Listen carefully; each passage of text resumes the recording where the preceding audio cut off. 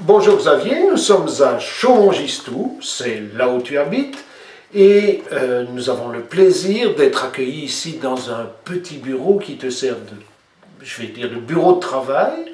Il fait beau à l'extérieur, et on m'a dit que, et c'est vrai, que tu es un des rares écrivains belges à vivre de ta plume. Est-ce que tu peux nous en dire un peu plus? Je peux en parler, sauf que je suis étonné que ça puisse étonner. Voilà. Donc moi je considère que un romancier c'est un métier et qu'on a besoin dans une civilisation de romanciers comme on a besoin de boulangers, de conducteurs de tram, de dentistes et d'enseignants. Donc moi je suis étonné que ça puisse paraître étonnant. Voilà, j'ai une compétence, je l'exerce, j'en tire mes revenus. Je considère que la littérature c'est pas un gadget, c'est pas quelque chose qu'on pratique de manière aléatoire. Moi j'ai envie de prendre la littérature au sérieux, je trouve qu'elle a de la valeur. Donc je l'ai mise au milieu de ma vie, pas dans les périphéries, et c'est devenu mon métier. Maintenant, oui, en effet, je pense qu'on ne doit pas être très très nombreux en Belgique. Il doit y avoir Amélie Nothomb, Patrick Delperdange, quelques autres. Voilà, la rareté ne fait pas nécessairement le caractère étonnant de la chose. Bien sûr. Mais on m'a dit aussi, et là c'est vrai, que tu avais édité ton premier roman chez Gallimard. Oui, bon, j'ai eu de la chance. Enfin, je sais pas, ouais. J'avais 22, 23 ans. Et tu avais envoyé ton manuscrit chez Gallimard directement? Je l'avais déposé, oui. Donc, à l'époque, j'avais 22 ans, j'avais 3 manuscrits qui étaient terminés. Et j'ai eu l'occasion de passer une année à Paris pour entamer une thèse de doctorat. Et j'ai profité du fait que j'étais présent sur place pour proposer mes 3 manuscrits en me disant, je commence comme ça, on verra, au Seuil, chez Grasset et chez Gallimard. En me disant, on commence par eux, si ça ne marche pas, on ira en voir d'autres.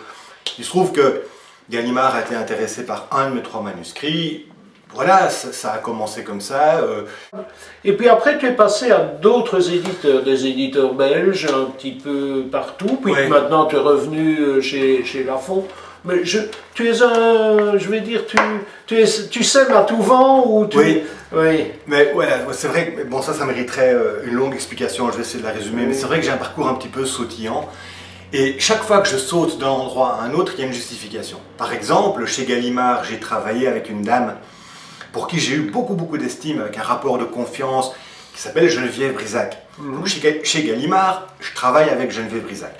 Je suis un petit Belge de 22 ans, de 23 ans, perdu, et j'ai tout à coup quelqu'un auprès de qui je peux m'accrocher. Et voilà que Geneviève Brisac quitte Gallimard pour aller travailler à l'école des loisirs. Moi, ni une ni deux, mes manuscrits suivants, j'ai continué, je la suis. Et alors, je tentais de rencontrer des éditeurs généralistes, et j'en ai trouvé un auprès de Christian Lutz des éditions du CRI, qui m'a très vite fait une confiance énorme. Et auprès de Christian Lutz, j'ai publié une douzaine de titres en à peu près autant d'années. Est-ce que ça fait une différence d'être publié par un auteur belge au niveau de la distribution, un éditeur belge ou un éditeur français? Par exemple, quand tu sors un bouquin chez Au-Cri ou je ne sais pas moi, tu sors un certain nombre d'exemplaires, probablement calculés en fonction du lectorat belge. Et en France, est-ce que ça fait une grosse différence ou pas? Bon, je vais répondre franchement. Ben oui. La différence ne se situe pas entre les éditeurs belges et les éditeurs français. La différence se situe entre les éditeurs sérieux et les éditeurs moins sérieux. Et donc, et les deux existent de chaque côté de la frontière. Donc, moi, j'ai rencontré des éditeurs extrêmement professionnels en France comme en Belgique. Maintenant, c'est clair que des grosses boîtes comme Gallimard ou Lafon sont des machines de guerre incroyablement bien huilées, auprès desquelles on sait que les choses vont avoir lieu de manière Tu te retrouves dans tous les grands magasins. irréprochable, que la distribution va être impeccable, que le service de presse va être nickel, qu'il y aura tout un travail de logistique. Vraiment, oui, ces grosses maisons-là fournissent une logistique, voilà. Mais si ça ne marche pas, ils te laissent tomber aussi vite. Ça dépend, c'est pas aussi mécanique que ça. Un éditeur, même un grand éditeur, peut avoir un rapport affectif, un rapport d'estime avec un de ses auteurs, même s'il ne vend pas 5000 exemplaires ou davantage. Il peut lui faire confiance année après année, ça dépend, vraiment. Et en Belgique, Je pense à Mijad en particulier, qui est un éditeur extrêmement sérieux, très professionnel, très bien distribué, auprès duquel il ne faut pas mendier les droits d'auteur année après année. C'est extrêmement important, très important. Mijad, qui est aussi bien distribué en France qu'en Suisse, qu'en Belgique. Moi, mes lecteurs sont même davantage français que belges pour ce qui concerne Mijad. Donc, et Mijad est un éditeur belge situé à Namur, auprès duquel je suis extrêmement content de travailler. Enfin au soleil, enfin dans le jardin, mais il fait chaud. Oui. On va pas rester trop longtemps, je crois. Xavier, dis-moi, pour être, je vais dire, vivre de sa plume, il faut vraiment être connu. Et une manière d'être connu, c'est comme tu le fais, et c'est très bien, moi je trouve, c'est toutes ces petites chroniques que tu écris dans différents journaux, que tu as écrit dans différents journaux. Oui. Je ne sais pas comment aborder cette question-là. En fait, moi, ces différentes chroniques, alors il y en a qui existent encore, d'autres Oui. pas, m'amusent beaucoup. Donc moi, j'aime énormément le contre-emploi. J'aime énormément qu'on me mette dans des situations auxquelles je ne m'attends pas. Par exemple, je me suis retrouvé chroniqueur pendant 2 ans dans une émission de radio consacrée au football, Oui, j'allais t'en parler. animée par Éric Libois, qui était la 3e mi-temps. J'ai beaucoup aimé faire ça, alors qu'au départ, je ne suis absolument pas un expert. Je m'y connais beaucoup moins en football que les gens qui nous écoutaient. Bien sûr. Et je me rappelle, par exemple, au mois de, je sais plus, mai dernier, le lundi, j'étais en studio avec Éric Libois pour parler de foot à la 3e mi-temps. Et le mardi, je me retrouvais au Palais des Beaux-Arts avec Adjel Habib comme consultant pour le concours Reine-Élisabeth. Et je m'y connais aussi peu en foot qu'en musique classique. Mais j'adore. C'était Thomas Gunzik qui avait proposé de me faire venir à ses côtés. D'accord, oui, Bon. oui. Donc moi, j'aime énormément qu'on me propose des choses auxquelles je ne suis pas habitué. On m'a demandé pendant 3 ans, donc c'était Béatrice Delvaux, qui était alors rédactrice en chef du Soir, de rédiger une chronique hebdomadaire dans le journal Le Soir. Et j'ai beaucoup aimé faire ça. Depuis 7 ans, je collabore avec le magazine Gaël, qui est un magazine féminin, et j'aime beaucoup. Maintenant, est-ce que c'est pour gagner en notoriété ? Est-ce que c'est parce que la notoriété serait utile, voire indispensable pour la vente de mes romans ?